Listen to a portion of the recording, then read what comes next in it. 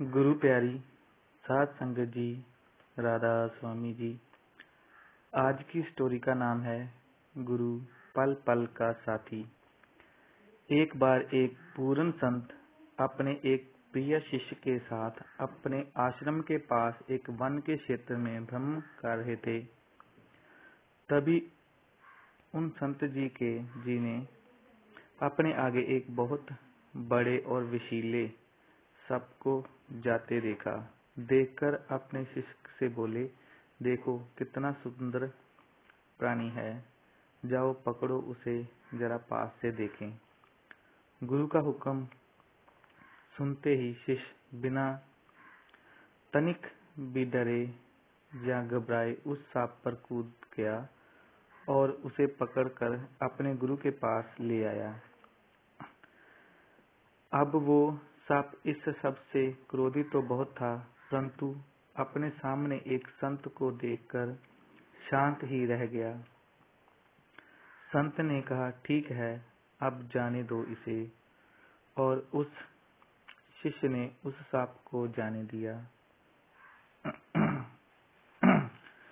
जब संत बोले, पुत्र, तुम्हें उस सांप से भय नहीं लगा? वह बोला, आपके होते मुझे भय क्यों लगेगा? हुक्म आपका था तो भय भी आपको ही लगना चाहिए। सुनकर संत मुस्कुरा दिए। उसी रात जब सब आश्रम में सो रहे थे तो वही सांप वहां आ गया और उस शिष्य के पास आकर पुकारा, जैसे बदला लेने आया हो। शिष्य की नींद खुल गई और अपने सामने उसी सांप को देखकर वो कुछ हैरान हुआ, परंतु बिना डरे उसने फिर से उसे पकड़ने की कोशिश की, परंतु इस बार उस सांप उसके हाथ पर डस लिया।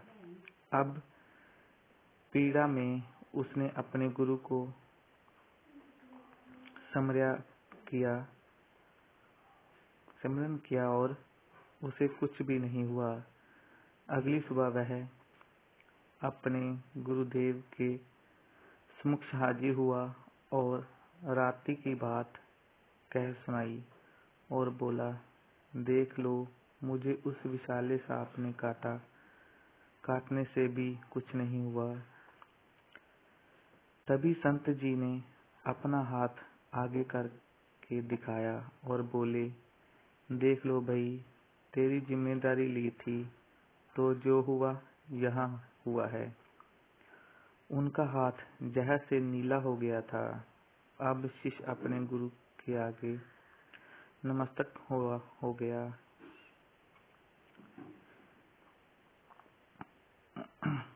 शिष्य को होना हो, परंतु गुरु को सदा अपने शिष्य का ध्यान रहता है। राधा स्वामी।